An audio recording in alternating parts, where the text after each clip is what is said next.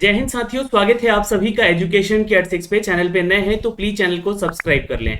आज के इस वीडियो के माध्यम से एक नई वैकेंसी का अपडेट लेकर आए हैं, जहां पे आपको फॉर्म भरने का दोबारा मौका दिया जा रहा है। तो प्लीज वीडियो को अंत तक देखिएगा, फॉर्म को कैसे भरना है और इस बार कोई गलती नहीं करनी है, क्योंकि ये मौका आपको दोबारा दिया जा रहा है। यहाँ पर वैकेंसीज तो बहुत कम है, लेकिन ये बीपीएससी की वैकेंसी है, अधिकारी वाला जॉब है। तो इस फॉर्म को थोड़ा ध्यान से और ध्यानपूर्वक भरेंगे। चलिए मैं इसके नोटिफिकेशन से भी एक बार आपको रूबरू करवा देता हूं कि कौन कौन से छात्र इसको आवेदन कर सकते हैं और यहाँ पे एज क्राइटेरिया क्या है इस फॉर्म को भरने को लेकर। उसके बाद में इसके ऑफिशियल वेबसाइट पे जाके इसका फॉर्म को कैसे कैसे भरना है ये सारी जानकारी इस वीडियो में दे रहे हैं। तो प्लीज वीडियो को एक बार शेयर कर दीजिएगा ताकि हर एक छात्र तक ये सारी चीजें पहुंचाई जा सके। दोस्तों आपको इसके ऑफिशियल वेबसाइट बीपीएससी पे आना होगा और यहाँ पे आपको अप्लाई ऑनलाइन वाले सेक्शन पे क्लिक कर लेना होगा। साथ ही साथ यहाँ पे बीपीएससी ऑनलाइन एप्लीकेशन पे आपको क्लिक करना होगा। जैसे आप क्लिक करेंगे आपको इस पेज पे ले आएगा और यहाँ पे दिखेगा असिस्टेंट डिविजनल फायर ऑफिसर, यानी कि एडीएफओ का ये पोस्ट है दोस्तों, जिसके लिए आपको आवेदन करने का यहाँ पे मौका एक बार फिर से दिया गया है। और यहाँ पे देख सकते हैं चूंकि ये नोटिफिकेशन इसका दिया गया है और यहाँ पे इसका डिटेल इंस्ट्रक्शन दिया गया है कि आपको फॉर्म को कैसे कैसे भरना है। आप यहाँ से क्लिक करके सीधे अप्लाई कर सकते हैं। और यहाँ पे देखिए ये जो वैकेंसी है इसके लिए 5 मई से ही फॉर्म भरवाया जा रहा था, लेकिन ये फॉर्म बहुत सारे लोगों ने नहीं भरा, इसलिए यहाँ पर फिर से आपको मौका दिया जा रहा है। तो क्यों आखिर नहीं लोगों ने इसको जाना, नहीं इसका फॉर्म भरा? तो देखिए इसकी जो शैक्षणिक योग्यता है ये आपको मैं बताऊंगा आपको यहाँ पे पहले तो। और यहाँ पे एक्चुअली क्या है, वर्क एक्सपीरियंस भी मांगा गया है। और दूसरा चीज कि एज क्राइटेरिया जो है यहाँ पर न्यूनतम 40 साल से लेकर अधिकतम 55 वर्ष तक का है।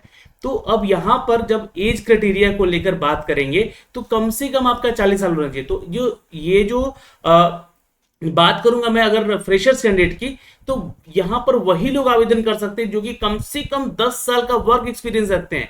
तो फ्रेशर के लिए तो है ही नहीं, तो यहाँ पे ज्यादा से ज्यादा लोग आ ही नहीं सकते आवेदन करने। अच्छा यहाँ पे जो है मात्र अगर पदों की संख्या की बात कर ले दोस्तों, तो मात्र पदों की संख्या 21 है ना। अब कैटेगरी वाइज यहाँ पे सीट चेक कर सकते हैं किस किस कैटेगरी में कितनी सीटें हैं। ये रिजर्व कैटेगरी की सीटें हैं, टोटल 21 पदों की वैकेंसी है। तो आप समझ सकते हैं कि यहाँ पे फॉर्म क्यों नहीं अप्लाई किया गया है ज्यादा। अब यहाँ पे मैट्रिक्स लेवल की अगर बात करें तो लेवल 9 के तहत आपको सैलरी स्केल दी जाएगी, लेकिन वही सैलरी जैसे कि आप मान लीजिए कि जिस जॉब में है आपके पास वर्क एक्सपीरियंस है ना, तो उसमें जो सैलरी है उसमें इंक्रीमेंट करके आपको लेवल 9 पे रखा जाएगा।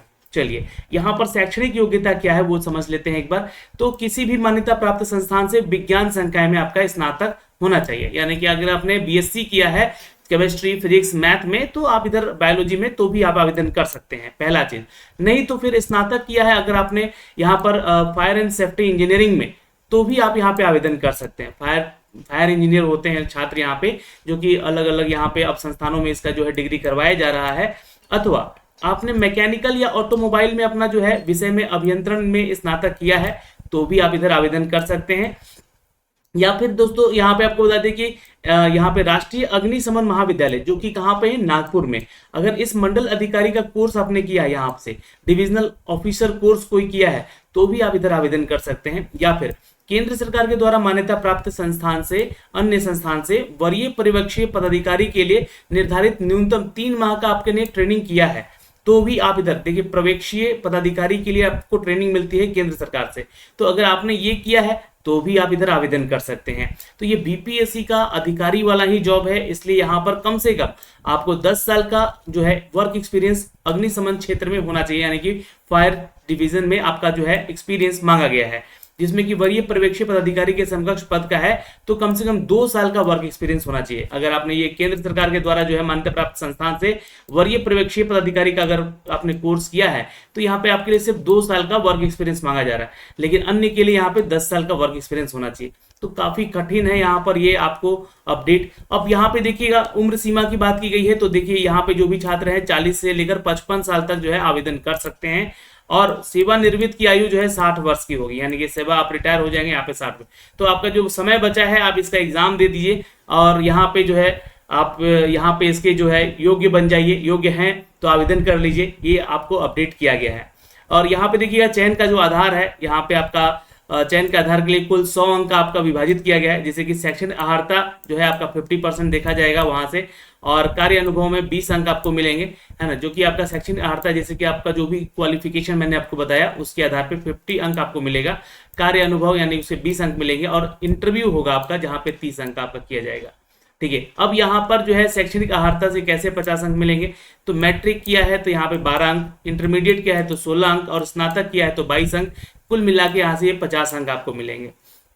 अगर आपने यहाँ पे दूसरे श्रेणी में किया है तो 38 अंक मिलेंगे, है ना, सेकेंड डिवीजन है तो, और तीसरे श्रेणी में है तो आपको 26 अंक मिलेंगे इस शैक्षणिक अर्हता से। ठीक है, तो ये आपको एक जानकारी है। और उसके बाद आपका वर्क एक्सपीरियंस देखा जाएगा, तो वर्क एक्सपीरियंस के लिए 20 नंबर है और यहाँ पे जो इंटरव्यू है आपका 30 अंक के लिए होगा, तो उसमें आपको अपना दिखलाना है हुनर और यहाँ से अपना सिलेक्शन पाना है। तो चलिए, ये तो हो गया सारा चीज डिटेल। यहाँ पे ऐसे ज्यादा अपडेट में देखूंगा तो वीडियो काफी लंबा बन जाएगा, तो मैं सीधे आपको ले चलता हूं दोस्तों इसके अप्लाई वाले सेक्शन पे, जहां से आपको आना होगा इस अप्लाई वाले सेक्शन पे क्लिक करके क्लिक हियर टू अप्लाई करना होगा। तो जैसे ही आप आएंगे तो इस पेज पे आ जाएंगे।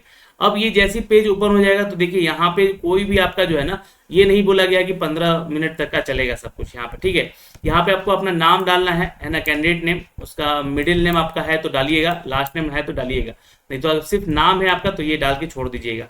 फादर नेम आपको बताना है, अपने हस्बैंड का नाम बताना है, और अगर आपकी माता है तो माता के नाम। ठीक है, अगर जो महिला है वो अपने हस्बैंड का नाम दे सकती हैं, है ना, ये ध्यान में रखिएगा। डेट ऑफ बर्थ जो है आपको अपना बताना है जो कि मैट्रिकुलेशन के सर्टिफिकेट पे है। और यहाँ पे देखिएगा तो मैरिटल स्टेटस दिया गया है यहाँ पर, और मैरिड है, अनमैरिड है या अदर्स में आते हैं। ठीक है, अदर्स में वो लोग जैसे कि बहुत लोग शादीशुदा है और विधवा है या फिर जो कि उनकी पत्नी मर चुकी हैं, उनके लिए अदर्स में आपका अपडेट करना है। जेंडर के लिए यहाँ पे जो भी छात्र हैं मेल फीमेल या थर्ड जेंडर में आते हैं तो जरूर बताइएगा। सेलेक्ट आईडी, यहाँ पे आधार कार्ड नंबर आपको अपना बताना होगा, पैन कार्ड नंबर बताना होगा या ड्राइविंग लाइसेंस।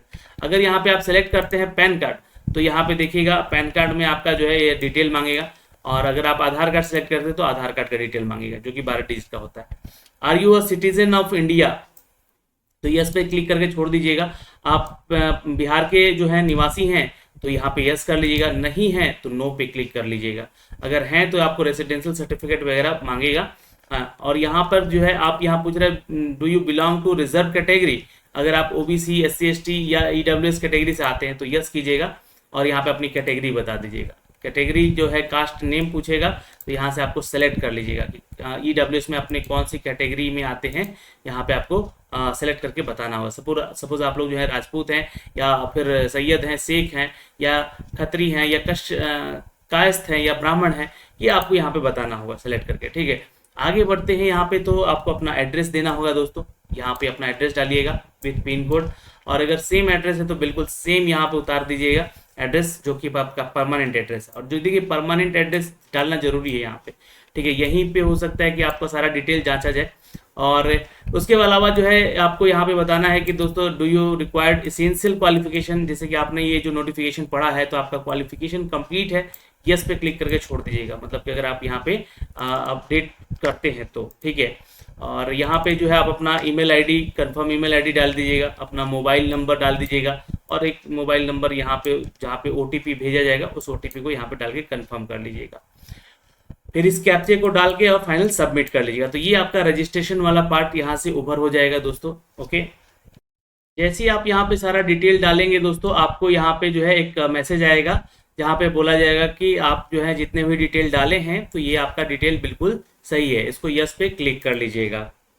आप यहाँ पे चेक कर सकते हैं, आपका एक रजिस्ट्रेशन का फाइनल मैसेज आ जाएगा, पॉपअप आ जाएगा, जहाँ पे आपको बता दिया जाएगा कि आपका जो है फाइनली रजिस्ट्रेशन हो गया है। अब आपको रजिस्ट्रेशन करने के बाद जो है इसका जो है डिटेल वीडियो जो है, मतलब डिटेल जो है मतलब आपका क्वालिफिकेशन डिटेल जो है वो आपको अपडेट करना होगा। अब यहाँ पे देखिएगा तो आप लोगों को जो अपडेट दिया गया है ना, यहाँ पे आपका डैशबोर्ड ओपन हो जाएगा जैसे आप रजिस्ट्रेशन कर लेंगे। तो रजिस्ट्रेशन करने के बाद जो है आपको यहाँ बोलेगा कि अगर कोई सुधार करना है अपने डिटेल में तो यहाँ पे रजिस्ट्रेशन में डिटेल में सुधार कर सकते हैं, अपडेट योर रजिस्ट्रेशन इन्फॉर्मेशन, इसमें कुछ सुधार कर सकते हैं। ठीक है, अच्छा दूसरा चीज यहाँ पे जो है आप लोगों से आपका जो है डिटेल नहीं मांगा गया है, आपको बोला जा रहा है कि you have not filled up online application for interview. Interview के लिए आपको जो है कोई भी फिलअप नहीं करना है यहाँ पे। ठीक है, you have not filled up online application for interview. तो यहाँ पे जो है आपको सीधे पेमेंट करना है, और पेमेंट करने के बाद जो है क्लिक कर लीजिएगा यहाँ पे।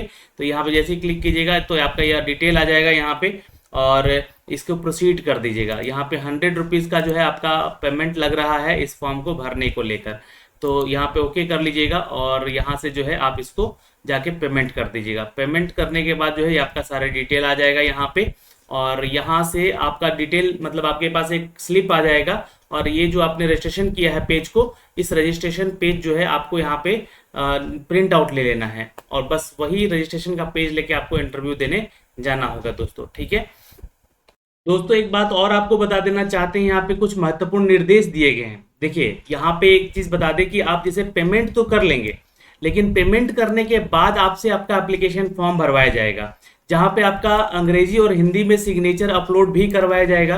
तो ये आप नहीं सोच लेंगे कि सिर्फ रजिस्ट्रेशन करके और अपना जो है पेमेंट करके आपका सब कुछ प्रक्रिया यहाँ पे कंप्लीट हो गया है, ये आपको नहीं समझना है।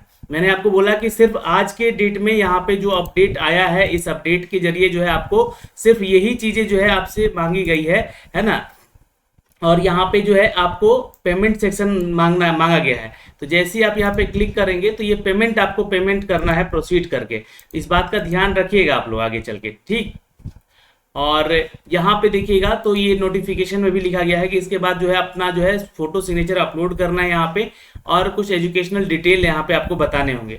फिर उसके बाद जो है अपना जो डाउनलोड यहाँ पे लिखा गया है कि अंतिम रूप से जो है आपने जो फॉर्म भरा है ना, उसका एप्लीकेशन सेक्शन को आप लोग डाउनलोड जरूर कर लीजिएगा, इसको फिलअप करके। 2 प्रति जो है आपको मांगा जाएगा जब आपसे ये बोला जाएगा कि अपने सारे डॉक्यूमेंट्स को लेकर इंटरव्यू देने आइए। तो ये सारी चीजें जो है आपको लेके जानी होगी। तो यहाँ पे जो फोटो डालेंगे आप, उसका भी 5 फोटो कॉपी जो है अपने पास रखिएगा, मतलब कि 5 फोटो आपका होना चाहिए, है ना, तब वो वहाँ पे मांगा जा सकता है फोटोग्राफ वगैरह विज्ञापन के अनुसार। जैसा कि यहाँ पे लिखा गया है 5 अतिरिक्त प्रतियां जो है अपने पास सुरक्षित रखेंगे जो फोटो आप डालेंगे यहाँ पे।